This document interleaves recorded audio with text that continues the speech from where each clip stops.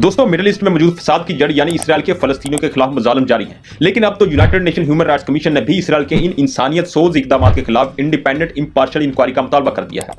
दोस्तों, मामला कुछ यूं हुआ है कि 22 फरवरी को इस्राएली फोर्सेज ने गजा के शहर खान यूनिस में मौजूद सबसे बड़ी मेडिकल फैसिलिटी अल नासिर हॉस्पिटल पर हमला किया और कई हफ्तों तक शहर समेत हॉस्पिटल का भी मुहासरा किए रखा और बिलाखिर 7 अप्रैल को खान यूनिस से विड्रॉ किया। लेकिन जब फलस्तीनियन अथॉरिटी और यूनाइटेड नेशन के इमदादी वर्कर्स हॉस्पिटल पहुंचे तो वो ये देखकर हैरान रह गए कि इस्राएली फोर्सेज ने न सिर्फ हॉस्पिटल को मुकम्मल तौर पर तबाह कर दिया था, बल्कि वहां कोई भी इंसान मौजूद नहीं था।